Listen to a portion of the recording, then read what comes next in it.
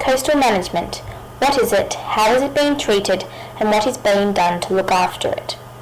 The coast is one of Australia's most valuable and vital assets to the nation's identity and is a fundamental part of the lives of so many citizens who appreciate and acknowledge the coast of our country. Coastal management is the use and protection of a vast area made up of marine and estuarine ecosystems.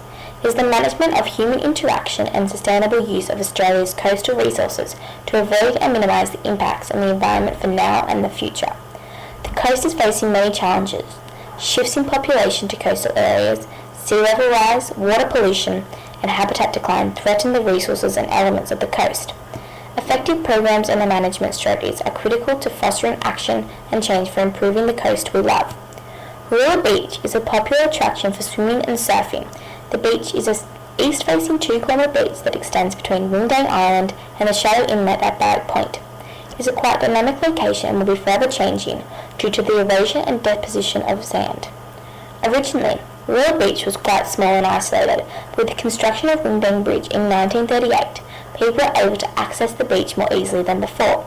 With increased people, more housing was built due to the ideal living on the beach, but with the good comes the bad of an increase in human impact such as recreational abuse, stormwater paths, roads and housing. This beach has been through the works, but local council was determined to protect the beach at all costs, so several strategies were put in place. Some worked and some didn't, but a huge difference is able to be seen in the flourishing life that is being brought back to Warilla Beach. The strategies include signs and fencing, removal of introduced species with herbicides, deposition of sand, revegetation, rock seawall construction, and vehicle access.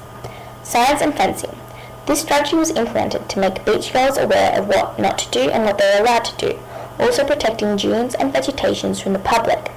There is little to no evidence of signs except for the one that is located at the start of the path leading to the middle of beach.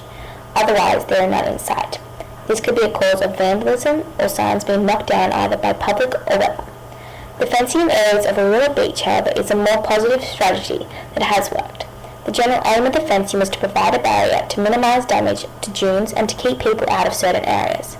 There has been a huge change in areas that have been fenced and more people are abiding by the fencing guidelines. Council has just recently begun implementing new fences because as time has gone on, weather and the public have ruined original fencing. Now there is stronger and more durable fencing installed for the benefit of the beach. Revegetation. Revegetation was an important strategy on Warilla Beach that has worked. When the deterioration of the beach started in 1940s for military purposes, nothing was done, and by the 80s almost all dunes were gone.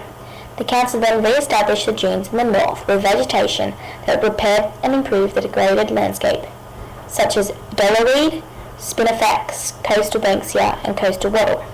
The results were positive. Warilla Beach has proven that no matter what is thrown its way, the beach will continue to be a great attraction for all who visit. Created using Powtoon.